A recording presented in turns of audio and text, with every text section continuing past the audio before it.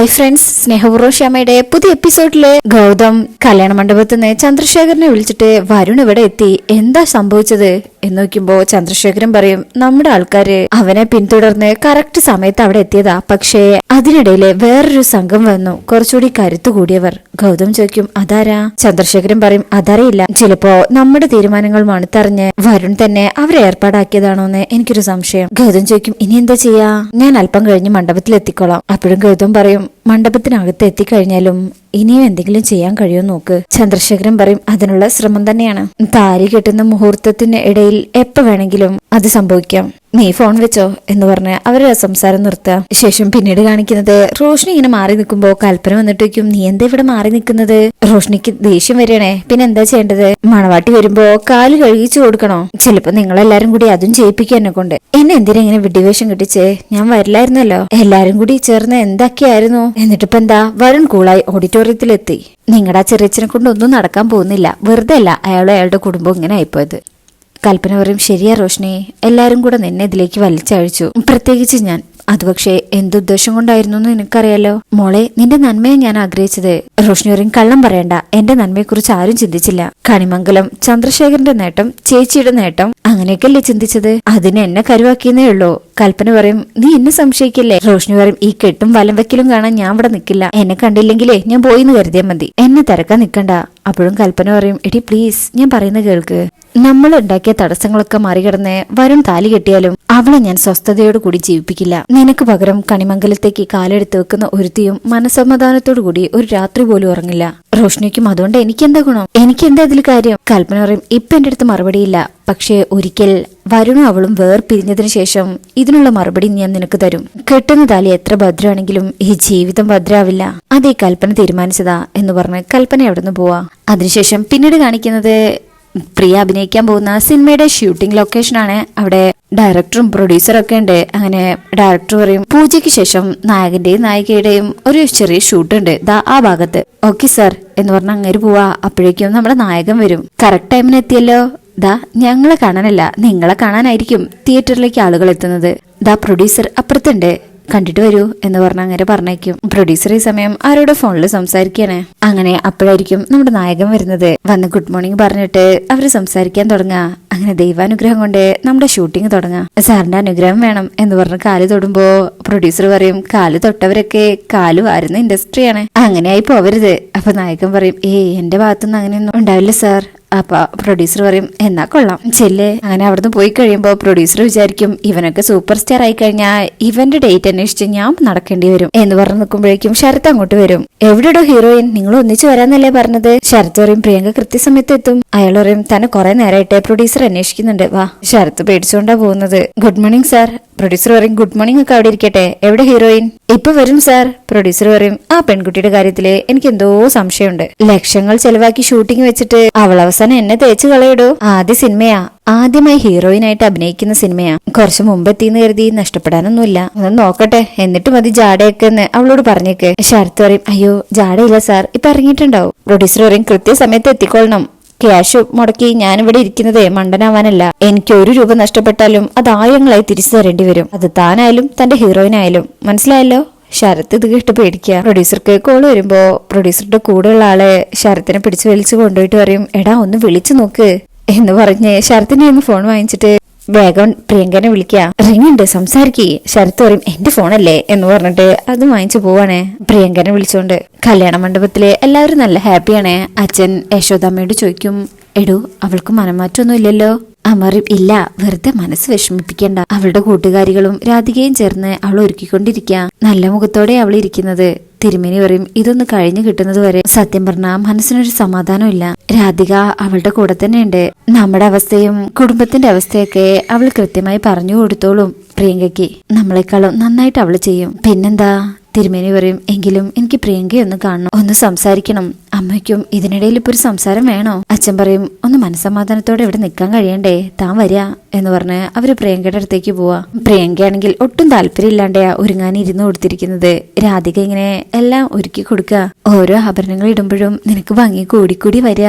പ്രിയയുടെ മുഖം കാണുമ്പോ രാധിക പറയും ഒന്ന് സന്തോഷത്തോടെ ഇരിക്കു കുട്ടി. അങ്ങനെ നിൽക്കുമ്പോഴായിരിക്കും അച്ഛനും അമ്മയും വരുന്നത്. രാധികയ്ക്കും എന്താ അച്ഛാ? തിരുമേനി പറയും ഒന്നുമില്ല മോളെ, നിങ്ങൾ തയ്യാറായി കഴിഞ്ഞോന്നറിയാൻ. രാധിക പറയും ഒരുങ്ങി കഴിയാറായച്ചാ. അങ്ങനെ അച്ഛൻ പ്രിയനെ ചേർത്ത് പിടിച്ചിട്ട് പറയും കഴിഞ്ഞുപോയ കാര്യങ്ങളൊക്കെ മറന്നു കളയാ. മനുഷ്യജന്മത്തിലെ വിധി എന്നോ ഒന്നുണ്ട്, അത് നമ്മളല്ല ദൈവം തന്നെയാ തീരുമാനിക്കുക. അതിൽ നിന്ന് മാറി നടക്കാൻ ശ്രമിക്കാം. പക്ഷേ ഒടുവിൽ എന്താണോ തീരുമാനിച്ചത് അതിലേക്ക് തന്നെ നമ്മൾ ചെന്നെത്തിയാൽ മതിയാവും. നിന്റെ യോഗം ഇതാണ്. ഭർത്താവിന്റെ വീട്ടിലെത്തുമ്പോ അവിടെ മുതിർന്ന ആൾക്കാരുണ്ടാവും. അവരെ ദൈവത്തിന്റെ സ്ഥാനത്ത് തന്നെ കാണണം. ആ രീതിയിൽ ബഹുമാനിക്കണം, സ്നേഹത്തോടെ പെരുമാറണം. നീ പോകുന്നത് സാമ്പത്തിക ഭദ്രതയുള്ള കുടുംബത്തിലേക്കാ. അവര് കോടീശ്വരന്മാരാ. അവിടുത്തെ സൗഭാഗ്യത്തിൽ ഒരിക്കലും മതി മറക്കരുത്. അഹങ്കാരം മനസ്സിലേ ഉണ്ടാകാവൂ എന്ന് പറയുമ്പോ പ്രിയ എന്ന് പറഞ്ഞു മൂളാണേ. അമ്മ പറയും സാധാരണ ആൾക്കാർ പറയും ഒരു പെൺകുട്ടിയെ വിവാഹം കഴിപ്പിച്ച് അയക്കുന്നതോടുകൂടി അച്ഛനമ്മമാരുടെ ഭാരം തീർന്നുന്ന്, അവർക്ക് മനസ്സമാധാനത്തോടു കൂടി ഉറങ്ങാന്ന്. പക്ഷെ അത് സത്യമല്ല. അവര് വിവാഹം കഴിച്ച് അയപ്പിക്കുമ്പോഴാ അച്ഛനമ്മമാരുടെ അസ്വസ്ഥത കൂടുന്നത്. അവൾ അവിടെ എങ്ങനെയായിരിക്കുന്നൊക്കെ ഏത് നേരവും ചിന്തിച്ചുകൊണ്ടിരിക്കും. അച്ഛൻ പറയും അമ്മ പറഞ്ഞത് മോൾക്ക് മനസ്സിലായോ? ഒരു പ്രവൃത്തി കൊണ്ടും അച്ഛനമ്മമാർക്ക് മറ്റുള്ളവരുടെ മുന്നിൽ തല കുനിക്കേണ്ടി വരരുത്. അപ്പോഴും പ്രിയ ഇങ്ങനെ മൂളുന്നല്ലാണ്ട് മുഖത്ത് നല്ല വിഷമമൊക്കെ ഉണ്ട്. രാധിക പറയും അച്ഛാ അങ്ങനെ ഒരിക്കലും ഉണ്ടാവില്ല. അച്ഛനും അമ്മയെ ഒരിക്കലും ഞാൻ കുറ്റം പറയില്ല. അപ്പോ പ്രിയങ്കയുടെ ഫ്രണ്ട് പറയും പ്രിയങ്ക പറയേണ്ട മറുപടി രാധികയാണല്ലോ പറയുന്നേ, കല്യാണം ഇയാളുടെ ആണെന്ന് കരുതിയോ? അപ്പൊ അച്ഛൻ പറയും നിന്നെ കുറിച്ച് അച്ഛൻ അങ്ങനെയുള്ള ആശങ്കയൊന്നും ഇല്ലാട്ടോ. രാധികയും പെട്ടെന്ന് താൻ എന്താ അതിനൊരു മറുപടി പറഞ്ഞെന്ന് വിചാരിച്ചു നിൽക്കാ. അപ്പോഴേക്കും മുത്തശ്ശി അങ്ങോട്ട് വരിക. പൂ ചൂടിയില്ല ഇതുവരെ? രാധിക പറയും പൂ വെക്കാൻ തുടങ്ങായിരുന്നു. എന്നിട്ട് പൂവടെ?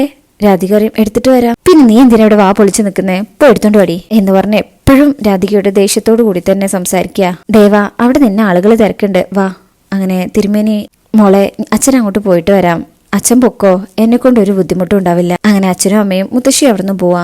രാധിക അവിടെ ഇല്ലല്ലോ. പ്രിയ പറയും സോന അവിടെ സിനിമയുടെ പൂജ നടക്കായിരിക്കും, ഇനി എന്ത് ചെയ്യണമെന്ന് ഒരു പിടിയും കിട്ടണില്ല. സോന പറയും എന്ത് ചെയ്യാനാ, ഇത്രയും നല്ലൊരു അവസരം കിട്ടിയിട്ട് അതിന് പോവാൻ കഴിയില്ലെന്ന് വെച്ചാ എന്ത് ചെയ്യാനാ? പ്രിയ പറയും ഇവിടുന്ന് ഇറങ്ങി ഓടിയാലോന്നൊക്കെ എനിക്ക് തോന്നുന്നുണ്ട്. നാശം. ഇതേ സമയം പ്രിയങ്ക വരാത്ത കാരണം ഷൂട്ടിംഗ് ലൊക്കേഷനിലെ ശരത്തിന് നല്ല ചീത്ത കേൾക്കുന്നുണ്ട്. അങ്ങനെ ഡയറക്ടറുടെ കയ്യിൽ നിന്ന് നല്ല ചീത്ത കേൾക്കുമ്പോഴേക്കും പ്രൊഡ്യൂസറും വരിക. പ്രൊഡ്യൂസർക്ക് നല്ല ദേഷ്യം വരുന്നുണ്ട്. ശരത്തിന്റെ ദേഹത്ത് കൈവച്ചിട്ട് പറയും ദേ നിനക്കെന്നെ ശരിക്കും അറിയില്ല. കാശുള്ളവന്മാരെ നീ കണ്ടിട്ടുണ്ടാവും, പക്ഷേ അവളെ അവളുടെ കുടുംബത്തിൽ പോയി പൊക്കാൻ പറ്റുന്ന ആൾക്കാരൊക്കെ എനിക്കറിയാം. കാണാൻ നിനക്ക്? അത് കേൾക്കുമ്പോ അവിടെയുള്ള ആൾക്കാർ മുഴുവൻ ശ്രദ്ധിക്കുന്നുണ്ട്. അവിടെ ഷൂട്ടിങ്ങിന് വന്ന ആൾക്കാരും പിന്നെ സിനിമയുടെ കാര്യമായതുകൊണ്ട് തന്നെ കുറച്ച് മാധ്യമ പ്രവർത്തകരുണ്ട്. അവരൊക്കെ ഇങ്ങനെ നോക്കുമ്പോ ഡയറക്ടർ പറയും സാർ ആൾക്കാർ ശ്രദ്ധിക്കുന്നു, ഇന്ന് നല്ല ദിവസമായിട്ട്. പ്രൊഡ്യൂസർ പറയും എന്ത് നല്ല ദിവസം? അവന്റെയും ഇവളുടെയും കാര്യത്തിലേ എനിക്ക് ആദ്യമേ സംശയം ഉണ്ടായിരുന്നു. ഇനി പൂജയ്ക്ക് എന്തെങ്കിലും സംഭവിച്ചാൽ ഇവന്റെ ചോര കൊണ്ടായിരിക്കും ഞാൻ പൂജ നടത്തുന്നത്. അപ്പോ ഡയറക്ടറിനും പേടിയാവും. ശരത്തിനോട് പറയും താൻ എന്താന്ന് വെച്ചാ ചെയ്യേ, ഇദ്ദേഹത്തെ കൂടുതൽ ദേഷ്യപ്പെടുത്തണ്ട. ശരി സാർ എന്ന് പറഞ്ഞ് ശരത്ത് വേഗം പോവാ.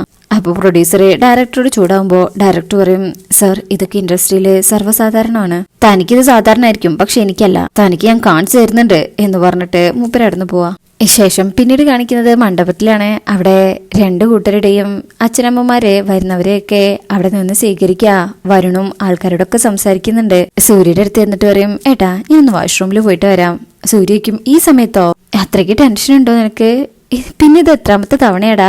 വരുൺ പറയും എന്റെ ഏട്ടാ ആദ്യമായിട്ടല്ലേ വിവാഹം കഴിക്കുന്നത്. സൂര്യയ്ക്കും എന്താ അപ്പൊ ഇനിയും വിവാഹം കഴിക്കുന്നുണ്ടോ? ഒന്നും മിണ്ടാതിരിക്കേട്ടാ, ഏട്ടന്റെ കല്യാണത്തിന് ഏട്ടൻ കാണിച്ചു കൂട്ടിയതൊക്കെ ഞാൻ കണ്ടതാ, ഞാനേ ഇപ്പൊ വരാം എന്ന് പറഞ്ഞിട്ട് വരുൺ അവിടുന്ന് പോവാണ്. വരുൺ ഇങ്ങനെ പോകുന്ന സമയത്ത് ആർക്കെയോ സംസാരിക്കുന്നുണ്ട്. അങ്ങനെ വരുൺ അങ്ങ് പോകുമ്പോഴായിരിക്കും രാധിക അങ്ങോട്ട് വരുന്നത്. രാധിക വരുണിനെ കാണുന്നുണ്ട്. ഈ വേഷത്തില് വരുണിനെ കാണുമ്പോ രാധികയ്ക്ക് ഭയങ്കര സന്തോഷം. പെട്ടെന്ന് രാധികയുടെ മനസ്സിലേക്ക് രാധികയുടെയും വരുണിന്റെയും കല്യാണമാണെന്നുള്ള ഒരു ചിന്തയൊക്കെ വരികയാണ്. രാധിക ഇങ്ങനെ ഒരു വധുവായി അണിഞ്ഞൊരുങ്ങി നിൽക്കുന്ന സമയത്ത് വരുൺ അങ്ങോട്ട് വരാ. അങ്ങനെ അവര് പരസ്പരം നോക്കി വരുൺ രാധികയുടെ അടുത്തേക്ക് വരും. രണ്ടുപേരും ഇങ്ങനെ സന്തോഷത്തിൽ നോക്കി ചിരിക്കുക. കണ്ണിലേക്ക് ഇങ്ങനെ നോക്കിക്കൊണ്ട് നിൽക്കും. വരുൺ അടുത്തേക്ക് വന്ന് കവിളിൽ ഇങ്ങനെ കൈവച്ച് ഇങ്ങനെ സന്തോഷത്തിൽ നിൽക്കുക. പെട്ടെന്ന് ഇങ്ങനെ ഈ ക്യാമറയുടെ ഫ്ലാഷ് ഒക്കെ വരികയാണ്. പെട്ടെന്നായിരിക്കും അത് കാണുമ്പോ രാധികയ്ക്ക് ഇപ്പോഴുള്ള യാഥാർത്ഥ്യത്തിലേക്ക് വരുന്നത്. ഇതെല്ലാം അവിടെ നിന്ന് ആലോചിച്ചതാ. അങ്ങനെ രാധിക വേഗം വരുൺ കാണുന്നതിന് മുന്നേ അവിടെ നിന്ന് പോകും. രാധിക അങ്ങ് പോകുന്നത് വരുൺ കാണുകയാണ്. രാധികയെ കാണുമ്പോ സന്തോഷം ഉണ്ടെങ്കിലും എന്തോ ഒരു സംശയം. അപ്പോഴേക്കും ബൈജു അങ്ങ് വരും. എന്താ മണവാള ഇവിടെ നിൽക്കുന്നേ? വരുൺ പറയും ഡാ പ്രിയങ്ക ഇതുവരെ ഒരുങ്ങിയില്ല, ബൈജു പറയും ഒരുങ്ങാതെ പിന്നെ മണവട്ടിമാരെ ഒരുക്കുന്നത് എത്രയോ നേരത്തെ തുടങ്ങും. വരുൺ പറയും ഇല്ല, ഞാനിതാ ഇപ്പൊ അയാൾ അവിടെ വെച്ച് കണ്ടതേ ഉള്ളൂ, അയാൾ സാധാരണ വേഷത്തിലാ, ഒരു ഒരുക്കൂല്ല. ബൈജു പറയും അതെ, കുറെ ദിവസമായിട്ട് പ്രിയങ്ക പ്രിയങ്ക എന്നുള്ള വിചാരല്ലേ ഉള്ളൂ, അപ്പൊ വേറെ ഏതെങ്കിലും പെൺകുട്ടിയെ കണ്ടപ്പോ തോന്നിയതായിരിക്കും. വരുൺ പറയും ഡാ അല്ല, എനിക്ക് ഉറപ്പാ അത് പ്രിയങ്ക തന്നെയായിരുന്നു. ബൈജു പറയും അതെന്തോ ആയിക്കോട്ടെ, മുഹൂർത്ത സമയത്ത് പെൺകുട്ടി ഒരുങ്ങി കൃത്യസമയത്ത് അടുത്തെത്തിയിരിക്കും. അപ്പോഴും വരുണ് നല്ല സംശയം. ബൈജുക്കും അല്ല താങ്കൾ ഇപ്പൊ എന്തിനാ ഇങ്ങോട്ട് വന്നത്? എനിക്കൊന്ന് വാഷ്റൂമിൽ പോകണം. ബൈജുരും എന്നാ പോയിട്ട് വാ.